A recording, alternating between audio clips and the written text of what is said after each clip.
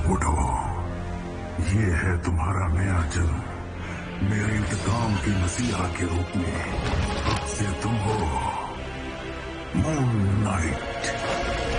तो स्वागत है आप सबका मेरे चैनल प्रेम अनफिल्टर्ड के एक और नए एपिसोड। तो मेरे जान मून नाइट का प्री फिनाले एपिसोड यानी कि एपिसोड नंबर 5 हम सबके सामने है। एंड ये वाला एपिसोड कई मायनों में स्पेशल था, सिर्फ इसलिए नहीं कि ये सीरीज का सेमीफाइनल था, बल्कि इसलिए भी कि इस एपिसोड को देख के मुझे वांडा विजन के सेमीफाइनल एपिसोड की याद आ गई। कैसे, वो आगे बताऊंगा। इस एपिसोड में हमें जहां मार्क स्पेक्टर का पूरा कैरेक्टर आर्क देखने को मिला, जिसके लिए हम कब से तड़प रहे थे, उसकी पूरी एक प्रॉपर बैक स्टोरी देखने को मिली कि किस तरह से उसका बचपन गुजरा, क्या उसका ट्रॉमा रहा एंड कैसे वो मून नाइट बना। लेकिन मार्वल ने एक बार फिर साबित कर दिया कि वो मार्वल क्यों है, क्योंकि वो सिचुएशंस को हमारी इमेजिनेशन से भी ज्यादा ऊंचा उठा सकता है। और वही सब कुछ हमें देखने को मिला इस एपिसोड में। तो हमेशा की तरह सबसे पहले शुरू करते हैं इस एपिसोड के नाम से, जो कि था असाइलम। अब असाइलम का इन जनरल जो मतलब होता है वो होता है मेंटल असाइलम यानी कि पागल खाना, जो कि हमें पहली नजर में समझ आता है, बट इस एपिसोड में उसका इतना क्लियर मतलब नहीं है जितना हम समझ रहे हैं। यहाँ पे असाइलम का मतलब है शरण स्थली। जी हाँ, विच मीन्स एक टाइप का शेल्टर जहाँ पे इंसान टेम्परेरी रूप से कुछ वक्त के लिए शरण लेता है। और यहाँ ऐसा क्यों है वो समझने के लिए हमें इस पूरे एपिसोड का प्रीमाइस समझना होगा। इस पूरे एपिसोड में हमें इजिप्शियन माइथोलॉजी को बहुत ही खूबसूरती से विजुअलाइज करके हमारे सामने पेश किया गया है। एंड चूंकि इस सीरीज को शूट करने वाला most of the crew Egyptian है, तो ये चीज और बेहतर तरीके से निकल के सामने आई है। इस पूरे एपिसोड का प्रीमाइस इस सीरीज के फर्स्ट एपिसोड में ही सेट कर दिया गया था, जहाँ पे स्टीवन ग्रांट म्यूजियम में इस बच्चे को Egyptian concept of after life के बारे में समझा रहा था कि मरने के बाद इंसान के साथ क्या क्या होता है। तो सेम वही इजिप्शियन माइथोलॉजी का आफ्टर लाइफ वाला कॉन्सेप्ट हमें यहाँ पे इस एपिसोड में देखने को मिला। यानी कि एपिसोड के टाइटल में जिस असाइलम की बात हो रही है, टेम्परेरी शेल्टर की बात हो रही है, जो कि है इजिप्शियन डेजर्ट ऑफ डुआट, यानी कि मरने के बाद इंसान की रूह का वो पहला एंड टेम्परेरी पड़ाव, जहाँ से गुजरने के बाद इजिप्शियन गॉड्स द्वारा ये तय किया जाता है कि उस इंसान की आत्मा के साथ आगे क्या करना है। एंड उस प्रोसेस के लिए उनका जो डिसीजन लेने का तरीका है, तराजू के एक पलड़े में पंख एंड दूसरे में इंसान का दिल रख के तोलने वाला, ये जो कॉन्सेप्ट है, इसको मैंने काफी पहले एक वीडियो में एक्सप्लेन किया हुआ है प्रॉपरली कि ये पूरा कॉन्सेप्ट काम कैसे करता है इजिप्शियन माइथोलॉजी में। अगर आप भी इजिप्शियन माइथोलॉजी में इंटरेस्टेड हैं एंड उसके अकॉर्डिंग इंसान के मरने के बाद उसके साथ क्या क्या होता है वो सब जानना चाहते हैं, तो आई बटन पे अवेलेबल वीडियो को क्लिक करके आप वो सब जान सकते हैं। बट इस एपिसोड में मुझे एक डिसअपॉइंटमेंट का सामना भी करना पड़ा। मतलब फिर से डिज्नी बेबी ने हमारी भावनाओं के साथ खेल कर दिया। जिस सीन में टेवरेट मार्क एंड स्टीवन के दिल निकाल रही थी, मुझे लग रहा था थोड़ा तो खून खराबा देखने को मिलेगा। आफ्टर ऑल दिल निकाल रही है यार दोनों का, बट